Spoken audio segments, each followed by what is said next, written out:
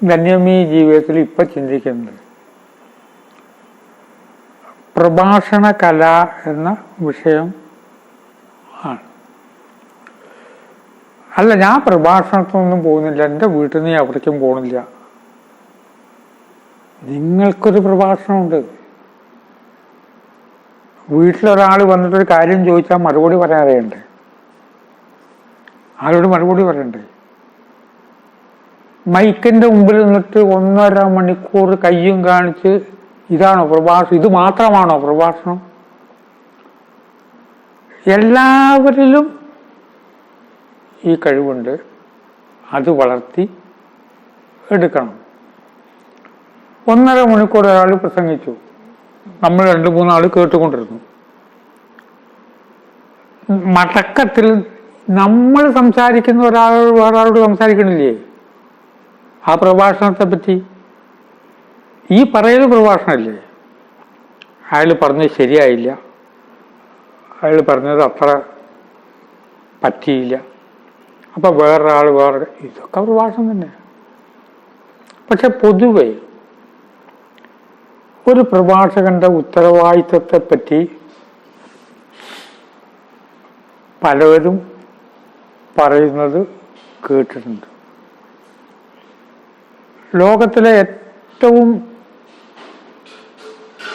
ആരാധകരുള്ള പ്രഭാഷകൻ എന്തോ അതിഷ്ടമാണ്. ഈ ഇഷ്ടമാണ് ഇഷ്ടമല്ലാതെ ഒരു ന്യായീകരണമില്ല. പണ്ഡിതോചിതമായ പ്രസംഗമൊന്നുമല്ല നമുക്കിഷ്ടം. വളരെ പണ്ഡിതോചിതം. ആരൊക്കെ രാവിലെ പാണ്ഡിത്യമുണ്ട്? വായനക്കാരെന്നുള്ള നിലയ്ക്ക് ആദ്യത്തെ 3 വരി വായിച്ചിട്ട് മനസ്സിലായെങ്കിൽ അപ്പടുത്ത് വലിച്ചെറിഞ്ഞിട്ട് വേറെ വായിക്കില്ലേ? അയാളൊരു പാണ്ഡിത്യം വിളമ്പൽ. അതിനർത്ഥം പാണ്ഡിത്യം വേണ്ടെന്നാണോ? അതിലൊരു വസ്തുവില്ലെന്ന് ആലോചിക്കാൻ മാത്രം അതിലൊന്നുമില്ല. പണ്ഡിതോചിതല്ല. അപ്പൊ ഏതാ ഇഷ്ടപ്പെടുക? നമുക്ക് പറയാൻ കഴിയില്ല. ചിലവരുടെ ഇഷ്ടമാണ്. അപ്പൊ ലോകത്തെ ഏറ്റവും അധികം ആളുകളെ ആകർഷിക്കുമ്പോൾ എന്തുകൊണ്ടാണ് ആകർഷിക്കണം? ഇവർക്കും അറിഞ്ഞൂടാ. വിചാരിക്കാത്ത പലതും നമ്മൾ കേട്ടുകൊണ്ടിരിക്കും. മൊബൈൽ ഇങ്ങനെ ഓണാക്കുമ്പോൾ ചിലത് അങ്ങോട്ട് കേൾക്കും മുഴുവനെ, ചിലത് 2 വഴി കഴിയുമ്പോൾ മാറ്റും. ആ കേട്ടിരിക്കുന്നതിൻ്റെ രഹസ്യം എന്താണ് എന്ന് ചോദിച്ചപ്പോൾ ലോകപ്രശസ്തനായുള്ള പ്രഭാഷകൻ പറഞ്ഞു, ഞാൻ സംസാരിക്കാൻ വരും മുമ്പേ എൻ്റെ ഓഡിയൻസിനെ നോക്കും, ഞാൻ അവരെ ഒന്ന് ഹൃദയം കൊണ്ട് സ്നേഹിക്കും. ഈ സ്നേഹം അവർ തിരിച്ചറിയും, ഞാൻ പറയുന്നത് കേൾക്കും. ശരിയായിരിക്കാം, എല്ലാവരും ഒന്ന് സ്നേഹിക്കുന്നു മനസ്സുകൊണ്ട്. കാണിച്ചു തരാം നിങ്ങളെ, ഞാൻ യുദ്ധം ലാത്തി ഫിറ്റ് ചെയ്യാൻ വന്നാണ്, നിങ്ങൾ കുടുങ്ങും. ഇതല്ല ഭാവം. സ്നേഹം നല്ലതാണ്. പൊതുവെ പറയണത് 3 ഘട്ടമുണ്ട് എന്നാണ് പറയുന്നത്. ഇതിലൊക്കെ സത്യം ഉണ്ട് പ്രസംഗത്തിൽ. ഞാൻ അങ്ങനെ ജന്മനാ പ്രഭാഷകനാണോ എന്ന കാര്യം എനിക്ക് തന്നെ സംശയമുണ്ട്. കാരണം ബാല്യത്തിൽ ഞാൻ വല്ലാതെ ബുദ്ധിമുട്ടിയിട്ട് സംസാരിക്കാം. ജന്മനാളുള്ള ഒരു വാസന കൊണ്ടിങ്ങനെ പ്രസംഗിച്ചല്ല, വളരെ കഷ്ടപ്പെട്ട് മുട്ട് വിറച്ച് ഇപ്പൊ ബോധം കെട്ട് വീഴുന്നുള്ള സ്റ്റേജിൽ നിന്ന് കുറോശയായിട്ട് മുട്ടുവറയിൽ നിർത്തി, ഈ കാലിൻ്റെ മുട്ട് വിറയ്ക്കാന്ന് കൊണ്ട് കറക്റ്റാണ്, കല്ലിങ്ങനെ പിടിച്ച് അമർത്തണം. അങ്ങനെ അമർത്തിയ സംഭവമുണ്ട്. എഴുതിയ പുസ്തകത്തിന് ആദ്യത്തെ അവാർഡ് കിട്ടിയിട്ട് മറുപടി പറയുമ്പോഴാണ് ആദ്യത്തെ പ്രസംഗം. ചാട്ട നോവലിനായി പിന്നീട് സിനിമയായി. അത് വാങ്ങിയൊരു മറുപടി പ്രസംഗം നടത്തണ്ടേ? സി അച്യുതമേനോൻ മുഖ്യമന്ത്രി എന്ന പുറത്തുണ്ട്. അങ്ങനെ ഡെവലപ്പ് ചെയ്തതെന്നല്ലാതെ ജന്മനാളുള്ള അങ്ങനെ ഒരു സിദ്ധിയോ കഴിവോ ഇല്ല. അപ്പം അതുകൊണ്ട് ഇതിൻ്റെ ശാസ്ത്രീയ വശ അറിഞ്ഞിട്ടോ ഇന്ന് പ്രസംഗ പരിശീലന ക്ലാസ്സുകളൊക്കെ നടക്കുന്നുണ്ട്. ഞാൻ അവിടെ പോയിട്ട് ക്ലാസ് എടുക്കാറുണ്ട്, അത് വേറെ കാര്യം. പക്ഷെ ഒരു കാര്യമുണ്ട്, പ്രസംഗത്തിൻ്റെ 3 സ്റ്റേജ്. ഒന്ന്, എന്ത് കാര്യമാണ് ഞാൻ നിങ്ങളോട് പറയാൻ പോകുന്നത് എന്ന് ആദ്യം പറയാം. എന്ത് കാര്യമാണ് പറയാൻ പോണത്? തരക്കൊടൊന്നുമില്ല, 3-1 ആയുള്ളൂ. പക്ഷെ ഇന്ന് പലവരുടെയും പ്രഭാഷണം കേൾക്കുമ്പോൾ,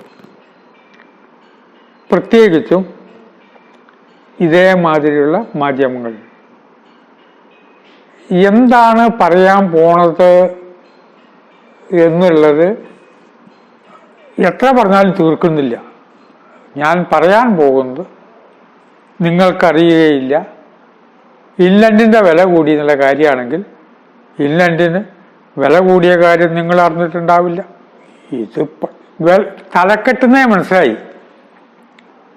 ഇംഗ്ലണ്ടിന് ഇപ്പം എന്താ വില കൂടി, എത്ര റുപ്യായി എന്ന് മാത്രമേ അറിയണ്ടു ഇവിടെ ഓഡിയൻസിന്, കേൾക്കുന്നവർക്ക്. അതിന് പകരേ ഞാൻ പറയാൻ പോകുന്നത് പല വസ്തുക്കൾക്കും വില കൂടുന്നുണ്ട്, ഇംഗ്ലണ്ടിന് എത്രയാ കൂടിയെന്ന് പറഞ്ഞതിന് പകരം ഈ സമയം മുഴുവൻ അത് പറഞ്ഞിട്ട് സമയം വേസ്റ്റാക്കും. രോഗത്തെപ്പറ്റി തലക്കെട്ട് വന്നു. ഇത് ആഫ്രിക്കയിലാണ് ആദ്യം കണ്ടുപിടിച്ച്. ഇത് 14 തരം പനിയുണ്ട്, ഓരോ പനിക്കും ഇന്നതാണ് പേര്. ഇതല്ല കേൾക്കണ്ട് ആണല്ലോ. ആ ചുരുക്കി പറയാം, എന്താ പെയിൻ്റെ മരുന്ന്, ഇതറിയാനല്ലേ ഇരിക്കുന്നു. അങ്ങനെ ഡീറ്റെയിൽസ് പോലെങ്കിലും എന്താണ് പറയാൻ പോണത്, അപ്പോൾ ബാക്കിയുള്ളവർക്കും കേൾക്കണം എന്നൊരാഗ്രഹം ഉണ്ടാവും. ഇയാൾ പറയാൻ പോണത് ഇന്ന കാര്യമാണ് എങ്കിൽ പിന്നെ നമുക്ക് കൂടി ഒന്ന് കേട്ടലാന്ന് തോന്നണം. അത് 1/3 ആയുള്ളൂ. അതിന് ശേഷേ മാറ്റർ പറയുക. പറയാൻ പോണ മാറ്റർ പറയണം.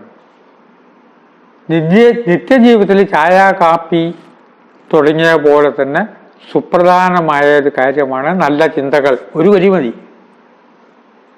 അപ്പൊ വരേണ്ടവരൊക്കെ വന്നു. ഇനി ആ നല്ല ചിന്തകൾ എന്താണെന്നാണ് പറയേണ്ടത്. ആദ്യം എന്ത് പറയാൻ പോണെന്നും, 2 പറയാനുള്ള മാറ്റർ. അപ്പോൾ 90 മിനിറ്റിൽ 30 മിനിറ്റ് പറഞ്ഞോളൂ ഏത് പറയാൻ പോണത് എന്താന്നൊക്കെ. പക്ഷേ 30 മിനിറ്റ് മാറ്റർ പറയണം. ആ മാറ്ററിലേക്ക് വരുന്നതിൻ്റെ ബാഹ്യമായ ഒരു കാര്യമാണ് ഇന്നതാണ് പറയാൻ പോണത് എന്ന്. അതിൽ വലിയൊരു കാര്യമുണ്ട്. തമിഴിൽ 5 എഡീഷൻ വന്നിട്ടുള്ള ദിനതന്തിയുടെ എഡിറ്റർ, അന്നൊക്കെ 5 എഡീഷൻ എന്ന് പറഞ്ഞാൽ വലിയ കാര്യമാണ്.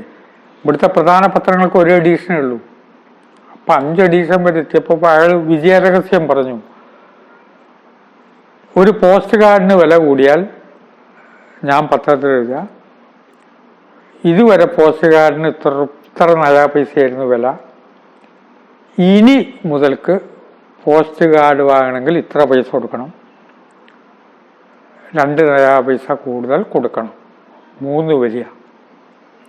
അങ്ങനെ അങ്ങോട്ട് ആളുകൾക്കാണ്ട് മനസ്സിലാക്കി. എല്ലാവർക്കും ഇപ്പോൾ ഇത് അറിഞ്ഞുകൊള്ളണമെന്നില്ലല്ലോ.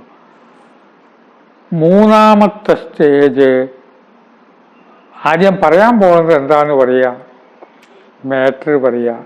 ലാസ്റ്റ് സ്റ്റേജ് എന്താ ഇപ്പം പറഞ്ഞതെന്ന് പറയാം. ഇപ്പം എന്താ പറഞ്ഞേ?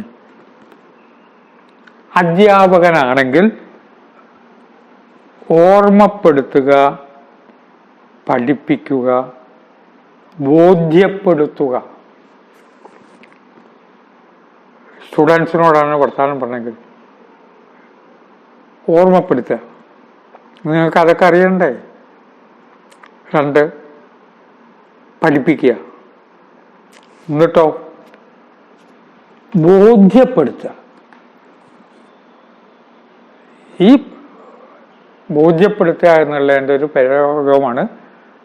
ഇതുവരെ പറഞ്ഞ എന്താണ് പറയാൻ പോണതെന്ന് പറഞ്ഞു. ആദ്യം പറയേണ്ട കാര്യം പറഞ്ഞു. എന്ത് വിഷയം ഇപ്പം ഞാൻ പറഞ്ഞത്? ഒന്ന് ബോധ്യപ്പെടുക. ഈ 3 കാര്യങ്ങൾ കൂടി ചേരുമ്പോഴാണ് അതൊരു പ്രഭാഷണം ആകുന്നത്.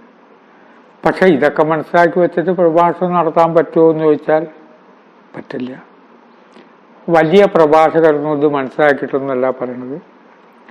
ഇത് മനസ്സിലാക്കിയിട്ടില്ലെങ്കിലും ഈ അംശങ്ങളൊക്കെ അവർ പറയുന്നതിൽ എതിർച്ച വന്നു ചേരാറുണ്ട്. ഇത് ജീവിതത്തിലേക്ക് വരുമ്പോൾ പോയ കാര്യം ശരിയായിട്ടോ ഉണ്ണിയേട്ടാ ആദ്യത്തെ വരി പറയണം. ഈ വ്യക്തി ടെൻഷൻ അടിച്ചിരിക്കുക, പോയിട്ട് എന്തായത്. രണ്ടാമത് ഇവിടുന്ന് അങ്ങോട്ട് പോകുമ്പോൾ ബസ് കിട്ടാതെ ബുദ്ധിമുട്ടി, ഓട്ടോറിക്ഷ പിടിച്ചു, ഓട്ടോറിക്ഷ അത് രണ്ടാമത് പറയാം. അതിനുശേഷം അവസാനിപ്പിക്കുമ്പോൾ ഏതായാലും ശരി, ഇന്നെ കാര്യങ്ങളൊക്കെ ശരിയായിട്ടോ, അത് ഞാൻ പറയാനാ പറഞ്ഞത്. അയാൾ പറഞ്ഞിട്ടുണ്ട് ഗോപാലേട്ടന് 7 ദിവസത്തിനുള്ള എത്തിക്കണമെന്ന് പറഞ്ഞിട്ടുണ്ട്.